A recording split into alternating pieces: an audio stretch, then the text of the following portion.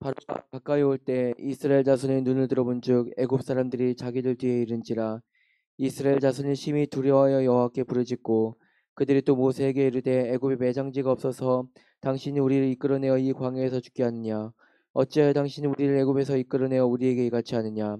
우리가 애굽에서 당신에게 이른 말이 이것이 아니냐. 이르기를 우리를 내버려 두라. 우리가 애굽 사람들을 섬길 것이라 하지 아니하더냐. 애굽 사람을 섬기는 것이 광야에서 죽는 것보다 낫겠노라. 모세가 백성에게 이르되 너희는 두려워하지 말고 가만히 서서 여호와께서 오늘 너희를 위하여 행하시는 구원을 보라. 너희가 오늘 본 애굽 사람을 영원히 다시 보지 아니하리라. 여호와께서 너희를 위하여 싸우시리니 너희는 가만히 있을지니라. 이상은 하나님의 말씀입니다. 아멘. 할렐루야. 오늘 이 귀한 시간, 하나님의 크신 은혜가 임하는 귀한 시간 되기를 소망합니다. 속담 중에 하나는 알고 둘은 모른다라는 말이 있죠. 이 말은 사람이 한 면만 바라보고 전체를 두루 알지 못할 때 이런 말을 사용합니다. 그런데 이것이 어떤 사물이나 어떤 사람에게 보면 사람의 한 부분만 바라본다는 의미죠. 다시 말해서 어떤 사람의 전체적인 모습이 아닌 지극히 일부분을 바라봄으로 말미암아 그 사람의 진짜 온전한 뜻이 무엇인지, 온전한 마음이 무엇인지 알지 못할 때 이러한 말들을 사용하곤 합니다. 그런데 이러한 모습이 우리의 신앙 가운데도 나타난다는 것이죠. 우리가 하나님을 바라볼 때 하나님의 지극히 작은 부분, 일부분만을 바라보며 전체적인 하나님을 판단하는 경우가 많이 있습니다. 결국 이러한 신앙은 흔들리는 갈대처럼 이리저리 흔들리는 신앙으로 전락하고 결국에는 반쪽 신앙이 될 수밖에 없다는 것이죠. 오늘 이스라엘 모습 역시 그랬습니다. 이스라엘 모습을 살펴보면 이런 반쪽 신앙과 같이 하나님의 일부분만을 바라보는 모습을 극히 드러내고 있죠. 그럼 왜 이스라엘 모습 가운데는 하나님을 향한 반쪽 신앙의 모습으로 나아가고 있는 것일까요? 오늘 말씀을 통하여 그 은혜를 살펴보길 원합니다. 자, 이스라엘 사람들의 모습을 살펴보는 말이 오늘 10절 말씀에 드러납니다. 우리 10절 말씀을 보겠습니다. 바로가 가까이 올 때 이스라엘 자손의 눈을 들어본즉 애굽 사람들이 자기들 뒤에 이른지라. 이스라엘 자손이 심히 두려워하여 여호와께 부르짖고. 아멘. 10절의 말씀을 살펴보면 이스라엘 자손이 지금 심히 두려워하여 여호와께 부르짖고 있다라고 말하고 있습니다. 지금 이스라엘 백성들은 하나님이 어떤 존재이신지를 잘 모르며 당장의 현재의 상황에만 집중하고 있죠. 자, 10절 말씀에 부르짖다라는 의미가 있습니다. 자, 이것은 어떤 강력한 호소와 절규의 의미를 뜻하는 기도와 같은 것을 말하죠. 그런데 여기서 말하는 이 호소라는 것은 어떤 하나님을 향한 말씀에 근거한 기도가 아니라 지금 자신들이 처해지는 이러한 여러 가지 상황들 속에 발생하는 자연적인 부르짖음을 말하고 있습니다. 한마디로 지금 하나님께 간구하며 부르짖으며 나아가는 것이 아니라 단순히 지금 자기가 처해진 상황에 따라 완전히 외치고만 있을 뿐인 것이죠. 이 모습이 그 뒤에 이어지는 바로의 군대가 쳐들어오는 모습에 보며 지금 모세에게 원망과 불평을 드러내는 모습 가운데 아주 잘 나타나고 있습니다. 자, 그런데 이러한 현상들이 바로 이스라엘이 처한 이스라엘의 마음 상태를 더욱 드러내고 있죠. 한마디로 지금 이스라엘은 하나님의 귀한 은혜를 알았음에도 불구하고 당장에 처해지는 현실, 앞에는 홍해가 가로막고 뒤에는 바로의 군대가 쫓아온다는 사실에 매우 두려워하며 그것을 더 바라보고 있다는 것이죠. 그리하여 그 모습은 바로 하나님을 향한 온전한 모습이 아닌 반쪽 신앙으로 전략하고 있는 모습을 매우 드러내고 있습니다. 분명 이스라엘의 출애굽의 모습은 결코 어떤 우연이나 어떤 사건이 아니었죠. 하나님은 이스라엘이라는 나라를 기억하십니다. 그리고 애굽에서 430년 동안 노예 생활을 하는 그들의 호소를 들으시죠. 그리고 모세를 세우셔서 그들을 애굽에서 건져내십니다. 그 과정은 그냥이 아닌 그곳 가운데 10가지의 재앙을 내림을 통하여 하나님만이 위대하신 구원자이심을 분명하게 보여주셨습니다. 또한 이스라엘 역시 그 하나님의 놀라운 역사를 체험하였죠. 자, 그 과정 가운데 하나님을 찬양하며 그곳 가운데 나왔던 이들의 모습. 그런데 이들이 지금 당장에 처해지는 현실의 상황에서 이렇게 말하죠. 11절과 12절에서 이렇게 이야기합니다. 먼저 11절에서 애굽에 매장지가 없어서 당신이 우리를 이끌어내어서 이 광야에서 죽게 하냐라고 말합니다. 또한 12절에서 우리를 이제 내버려 두라. 애굽 사람을 섬기는 것이 광야에서 죽는 것보다 낫다라고 말하고 있습니다. 자, 앞서 6월절의 사건들을 통하여 그리고 10가지의 재앙을 통하여 하나님이 얼마나 위대하신 분이며 그 하나님을 고백했던 그 구원과 보호하심을 체험하였던 이 이스라엘의 모습은 어느 순간 사라지고 불평과 원망만을 늘어놓고 있는 것이죠. 이것이 어떻게 보면 죄악된 사람의 모습입니다. 그리고 또한 하나님을 향한 온전한 믿음이 사라진 반쪽 신앙으로 전략한 모습에 드러나는 표현이 아닐 수 없습니다. 분명 지금 이스라엘은 심히 두려운 상황에 놓여 있습니다.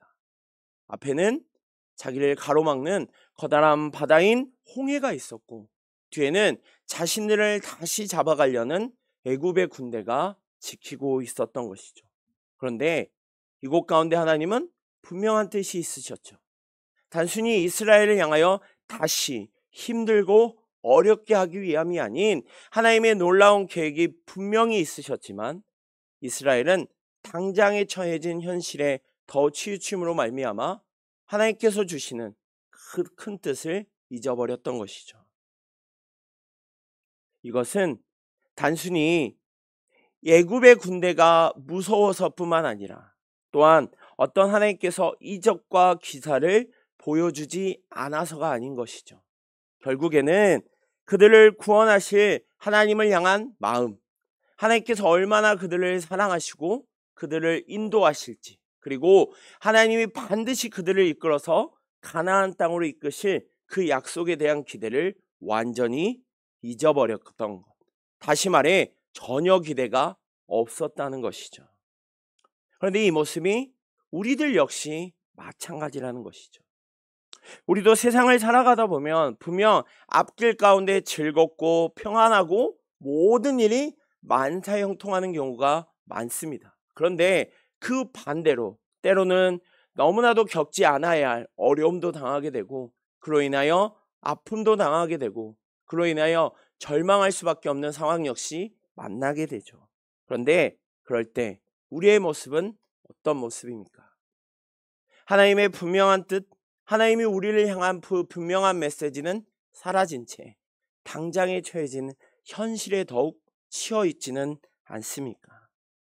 우리가 하나님을 향한 온전한 믿음이 없어진다면 결국 우리는 당장에 보여지는 눈앞에 놓여 있는 현실에 따라 우리는 움직일 수밖에 없고 결국 그로 인한 두려움에 빠지게 되고 그로 인하여 우리의 신앙은 반쪽으로 전락할 수밖에 없다는 것이죠. 사랑하는 귀한 성도 여러분, 우리의 신앙을 다시 한번 돌아보기를 원합니다. 우리의 신앙의 모습이 하나님께서 함께 하시며 하나님께서 인도하시는 그 분명한 뜻을 쫓아 나아가십니까? 아니면 당장에 처해지는 현실에 더 나아가고 계십니까? 우리의 신앙을 다시 한번 점검하며 우리를 두려움에 빠지게 하고 우리를 하나님으로부터 점점 멀어지게 하는 현재의 상황에 치우치는 모습이 아닌 오직 하나님만을 바라보며 하나님만을 의지함을 통하여 어떤 문제 앞에서도 승리함으로 나아가는 귀한 온전한 믿음 소주하는 우리 귀한 성도님들 되시기를 간절히 소망합니다. 자, 이어지는 말씀 가운데 신앙의 반쪽짜리가 될 수밖에 없는 현재의 상황을 현재의 상황에 대해 다시 한번 얘기하면서 14절 말씀 가운데 이런 이야기를 합니다. 우리 14절 말씀을 보겠습니다. 여호와께서 너희를 위하여 싸우시니 너희는 가만히 있을지니라. 아멘. 자, 14절 말씀에서 하나님께서 말씀하시죠. 여호와께서 너희를 위하여 싸우신다 라고 말합니다. 많은 사람들이 자신의 힘으로 어떤 문제를 당하면 해결하려고 하죠. 물론 그 힘은 지식도 있을 거고 재물도 있을 것이고 때로는 어떤 지식도 있을 것입니다. 이러한 문제들이 어떤 문제들을 향하여서는 해결되는 문제가 될 때도 많죠. 그런데 궁극적으로 살펴보면 그 어떤 문제도 완전한 해결이 될 수 없다는 것이죠. 그러기에 지금 14절 말씀 가운데 이 모든 문제들을 스스로 여호와 되시는 하나님께서 싸워주시겠다고 말합니다. 자, 이스라엘의 모습을 한번 살펴볼까요? 이스라엘 모습이 뭔가 하나님께 대단한 가치가 있어서 대단한 어떤 능력을 행하였기에 하나님이 이스라엘을 위하여 그곳 가운데 10가지의 재앙을 내리시며 애굽에서 탈출시키신 게 아니신 것이죠.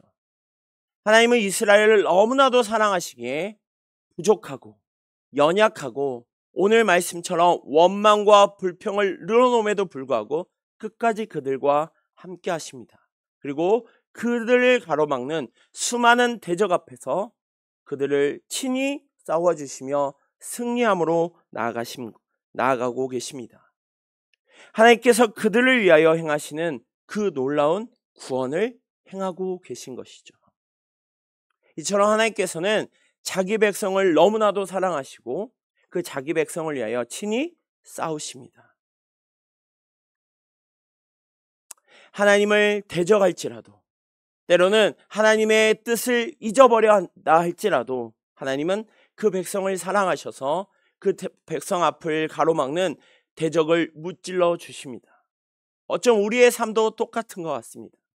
우리 역시 하나님 앞에 어떤 대단한 것을 했기에 하나님 앞에 어떤 놀라운 능력을 행했기 때문이 아닌 우리를 너무나도 사랑하시기에 우리와 함께 하실 뿐만 아니라 우리의 앞서서 놀라운 일을 행하시며 우리의 앞을 가로막는 수많은 대적을 싸워주신 줄 믿습니다. 그러기에 우리는 주님 앞에 하나님 앞에 겸손함으로 나아가야 합니다. 또한 자포자기나 포기하는 심정이 아닌 언제나 나와 함께 하시는 그 주님만을 바라보며 의지하며 나아가야 합니다. 그것이 곧 우리가 그 어떤 대적 앞에서도 승리하는 모습이자 오직 하나님만을 바라보며 하나님만을 의지하는 온전한 신앙의 모습일 줄 믿습니다. 어쩜 점점 이 시대는 타협이라는 함정 앞에 우리의 신앙을 점점 반쪽으로 전락하게 만들어버리는 것 같습니다. 오늘 출애굽기 14장 10절에서 14절의 말씀을 살펴보면 이스라엘의 연약함이 드러나죠. 그런데 조금만 생각해 볼까요? 이스라엘이 지금 하고 있는 불평은 너무나도 당연해 보입니다. 왜냐하면 이스라엘은 지금 결코 자신들을 잡으러 오는 애굽의 군대를 무찌를 수가 없죠. 그런데 그런 상황이 처해 있으니 당연히 불평과 불만이 늘어나는 것은 당연해 보입니다. 하지만 우리는 세상 사람들과는 다르죠. 세상 사람들은 현재의 상해지는 상황 그리고 자신의 힘으로만 해결하려고 하지만 우리는 우리와 함께 하시는 그 하나님을 의지하며 나아가야 합니다.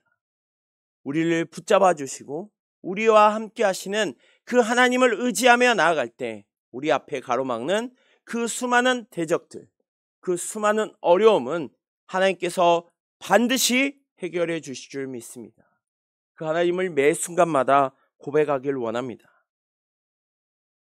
갈팡질팡하여 어찌할지 모르는 오늘 이스라엘 모습이 아닌 오늘 모세가 그들을 향하여 마쳤던 것처럼 하나님은 언제나 우리와 함께 하시며 그 약속을 반드시 지키실 것, 또한 그 어떤 대적을 반드시 무찌르실 그 하나님을 의지하며 나아가라고 말했던 것처럼 우리의 매 순간마다 매 순간순간마다 나와 함께 하시며 나를 붙잡아 주시는 그 하나님을 의지하며 날마다 승리의 삶을 살아가시는 우리 귀한 성도님들 되시기를 간절히 소망합니다.